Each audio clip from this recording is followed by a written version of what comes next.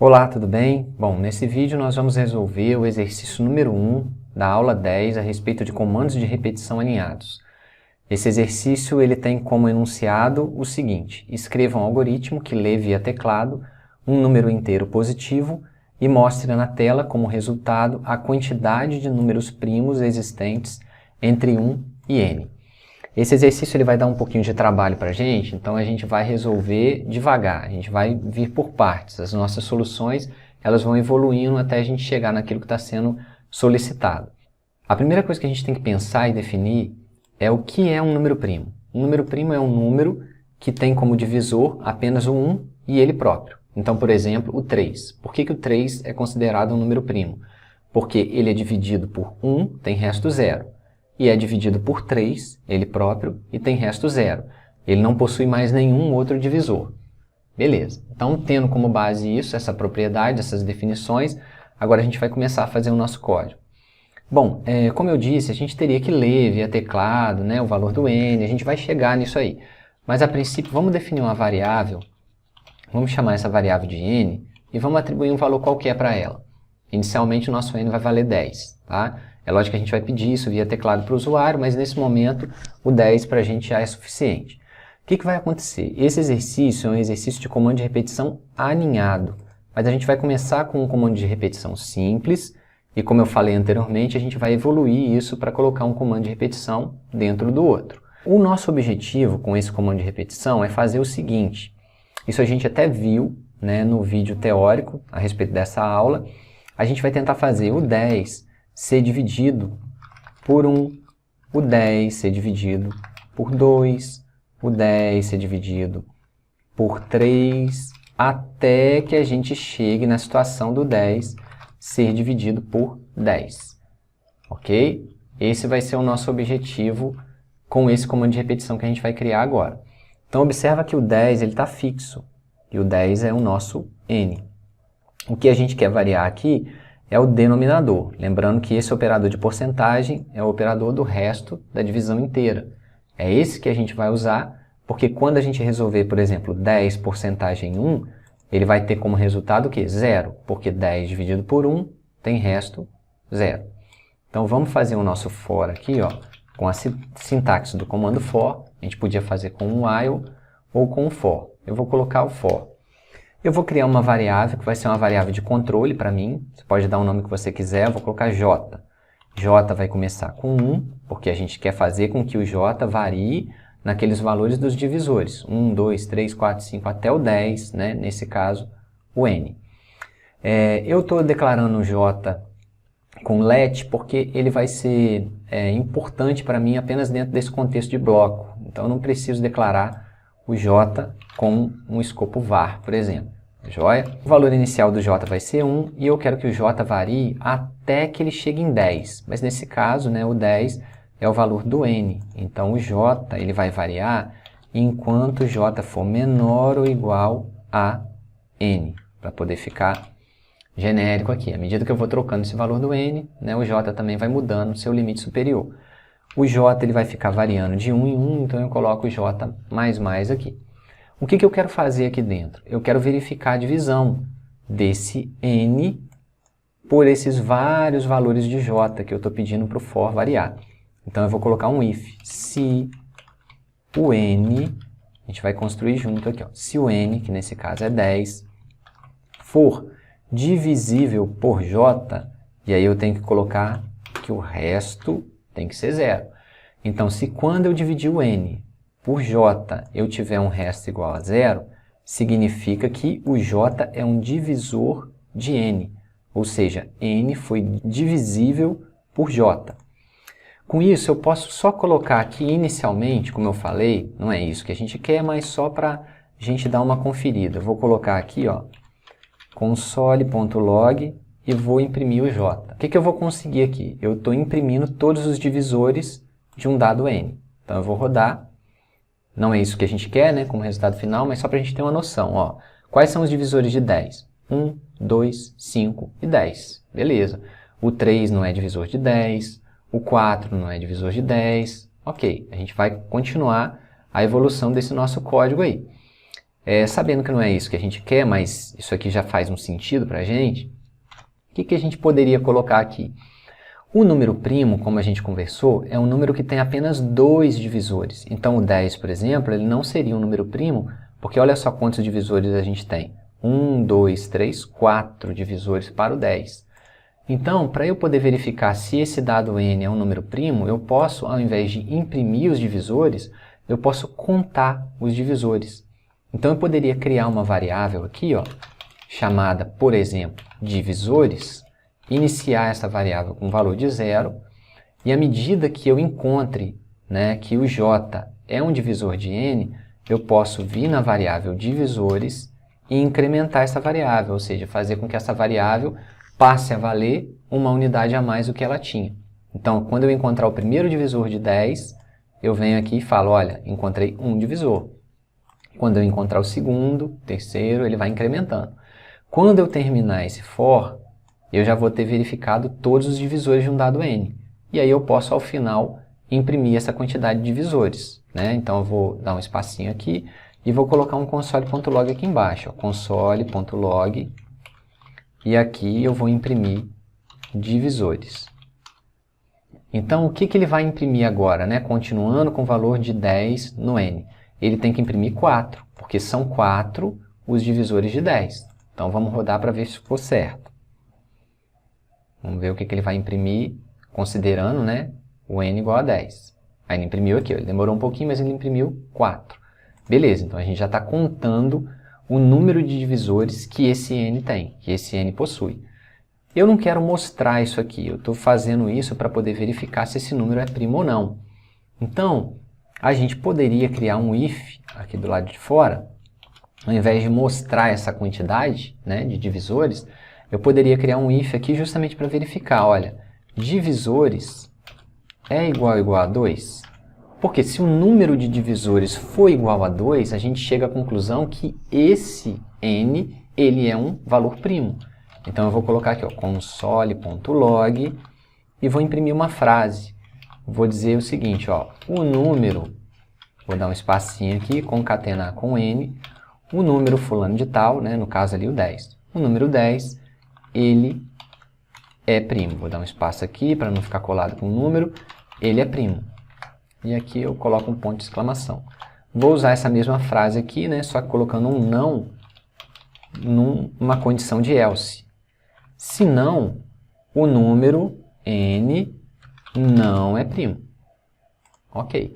Isso aqui a gente está evoluindo nossa solução. Então, nesse caso aqui, ó, o 10, que teve 4 divisores, a gente deveria entrar aqui, ó, nessa frase. Ele não é primo. Então, vamos rodar para a gente ver o que a gente vai conseguir como resultado. Considerando o n igual a 10, o número 10 não é primo. Se a gente trocar aqui, por exemplo, para 13, ó, o 13 ele é primo. Então, ele tem que mudar essa frase. Vamos rodar e vamos visualizar. O 13 ele é primo. Ok. Então, aparentemente, o nosso código, né, ele está aos pouquinhos funcionando. Só que o enunciado do exercício, ele pede para a gente mostrar a quantidade de números primos existentes entre 1 e um n. Por isso que a gente vai precisar de comando de repetição alinhado. Porque se o problema fosse só o seguinte, receba um n e verifique se ele é primo ou não, já estava pronto. Era só a gente fazer a leitura do n aqui e o resto já era suficiente. Mas a gente vai receber um n, então, por exemplo, recebemos um n igual a 100. A gente vai mostrar a quantidade de primos existentes de 1 até 100. Então, o nosso código vai ter que contar.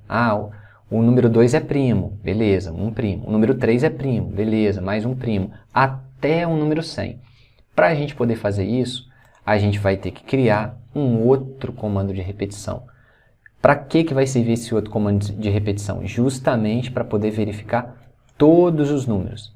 A verificação se um dado número é primo, ela já está feita aqui.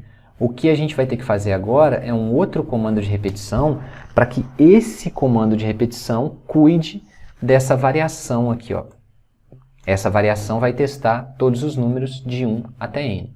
Então eu vou vir aqui, vou criar um outro for, também vou colocar ele aqui com let e vou colocar i.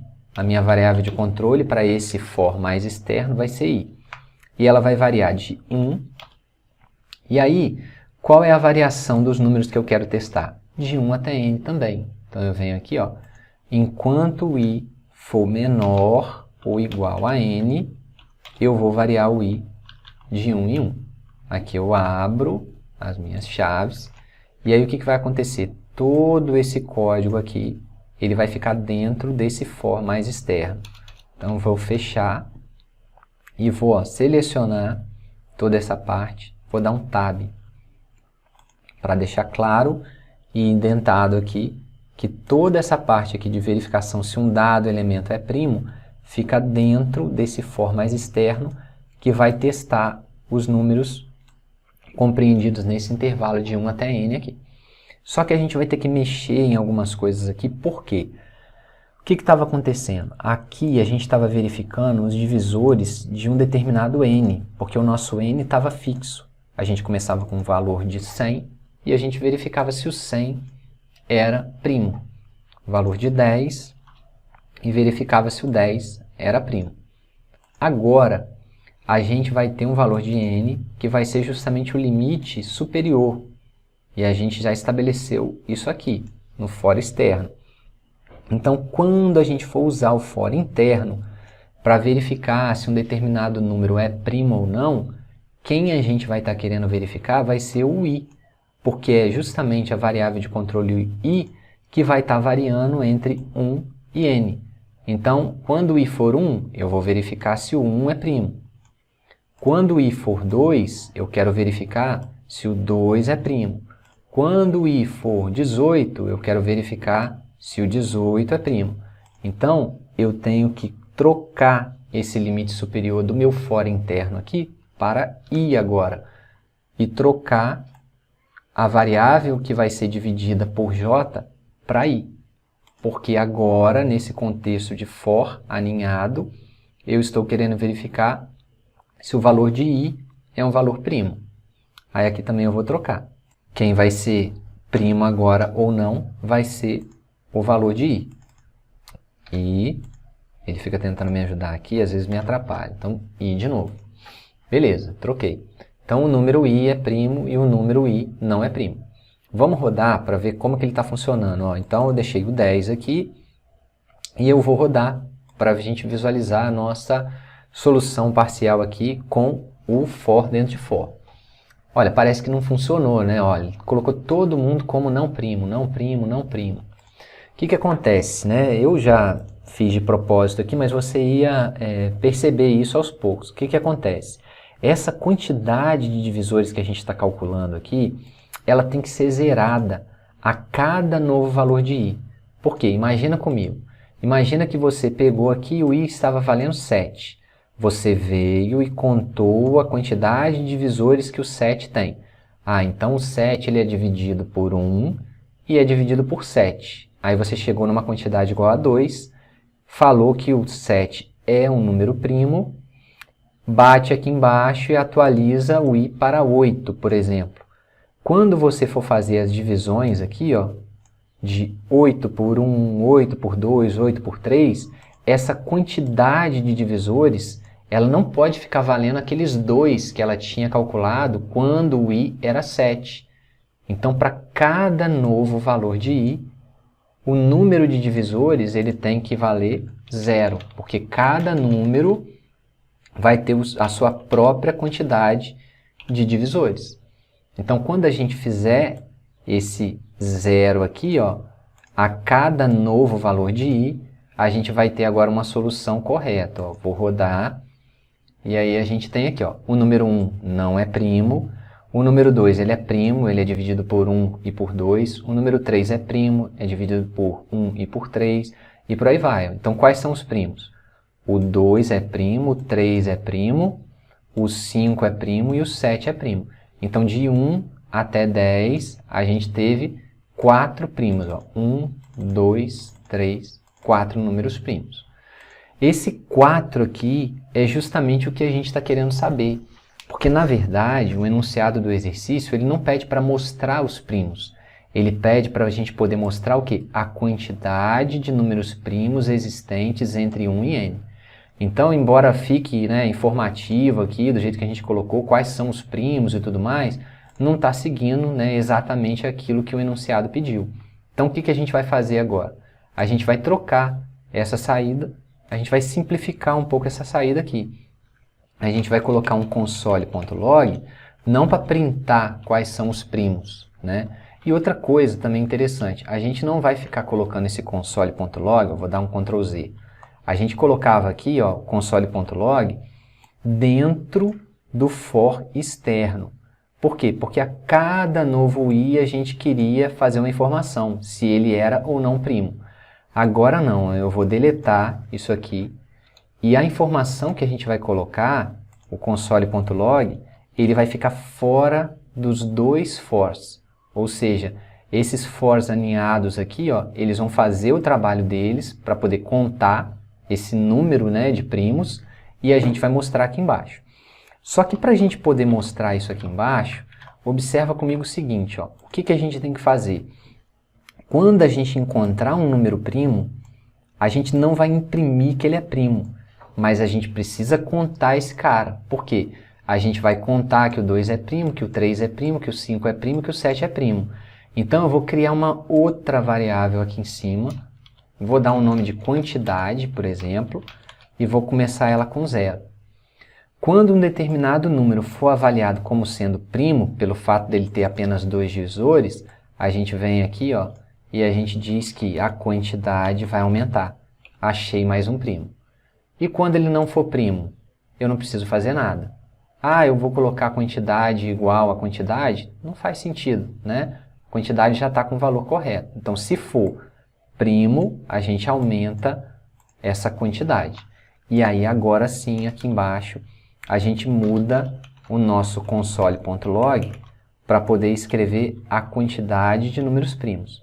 Então, a quantidade de primos, e aqui eu coloco um mais aqui, concateno com o valor da variável quantidade. A gente poderia, né, colocar aqui a quantidade de números primos entre tal e tal é tanto, então você poderia colocar mais elaborado aqui. Mas vamos rodar, ó, deixei o 10 aqui e ele tem que dar 4, porque a gente já contou que tem 1, 2, 3, 4. É isso que a gente quer que ele mostre. Console.log, ó, tá errado aqui, ó. Então, ó, ele deu erro, né, ele não encontrou essa função aqui e ele mostrou para mim, ó, linha 17. Então eu venho aqui, ó, linha 17, aqui que está faltando. Console.log, vamos rodar de novo. Então ele vai mostrar que o valor, a quantidade de primos, é 4. Então se eu mudar isso aqui para 100, por exemplo, ó, ele vai calcular a quantidade de primos de 1 até 100. Aí ele me deu aqui, ó, a quantidade de primos é 25. Uma coisa que o exercício está pedindo, que a gente não fez, né, mas a gente pode fazer agora, é para ler esse valor de n. Então a gente vai colocar aqui, ó, const, do jeito que a gente está fazendo nos outros exercícios, né, desde quando a gente aprendeu a parte de leitura de dados. Aí eu vou dar um require aqui e a gente vai importar o módulo prompt sync. Vamos importar uma instância da função desse módulo e vamos usar o prompt aqui, ó, para a gente poder fazer a leitura da variável n. Então eu vou colocar aqui, ó, var n vai ser igual a prompt e aqui eu vou digitar o valor do n, né? Ó, digite o valor de n, o usuário vai digitar, e eu vou dar um parse aqui, ó, parse int, porque o nosso n vai ser um valor inteiro, e aqui eu posso tirar agora a gente vai rodar, ó. Então agora a gente está solicitando o valor. Se eu digitar um n aqui igual a 10, a gente já viu que tem que dar um valor de 4. Então, a quantidade de primos, né, é 4. Se eu rodar de novo e digitar agora 100, ele vai ter que dar 25 primos. O valor de n igual a 100, 25 primos. Ok? Beleza, então por enquanto é isso. Um abraço e até o próximo vídeo.